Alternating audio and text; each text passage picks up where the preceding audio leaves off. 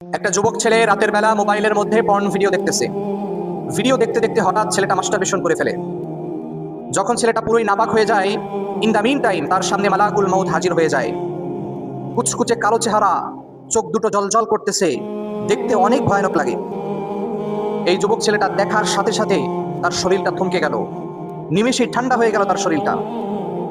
মালাকুল মউত তাকে ডাক দিয়ে বলতেছে, হে পাপিষ্ঠ আত্মা, আল্লাহর ভয়ে বেরিয়ে এসো।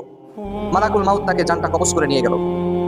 সকালবেলা ভোর যখন 5টা বাজে, তার বাবা তার দরজার মধ্যে টোকা দেয়, কিন্তু প্রতিদিনের মতো ছেলেটা আজকে আর দরজা খুলতেছে না।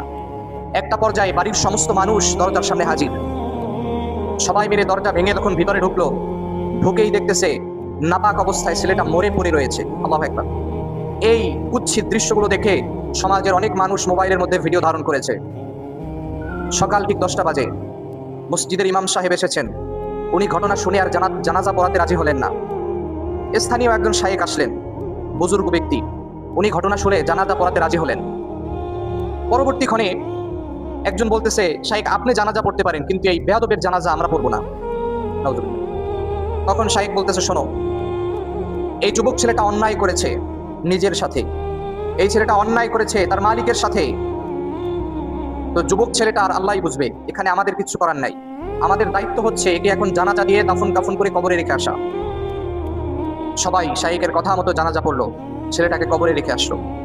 প্রিয় ভাই, একবার কল্পনা করে দেখেন, আপনার সাথে ওই ঘটনাটা ঘটতে কতক্ষণ? আপনি রাতের বেলা ঘুমানোর পূর্বে অশ্লীল ভিডিও দেখেন, মাস্টারবেশন করেন।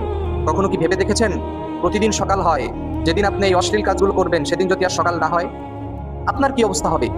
যদি মালাকুল মউত আপনাকে প্রশ্ন করে যে হে পাপিষ্ঠ আত্মা, তুমি কিভাবে এই খারাপ কাজ করলে, তখন আপনি কি জবাব দিবেন? আল্লাহ তাআলা যখন আপনাকে কবরের মধ্যে জিজ্ঞেস করবে যে বান্দা তুই কেমনে পারলি এই কাজটা করতে, কি জবাব দেবেন আপনি সেদিন?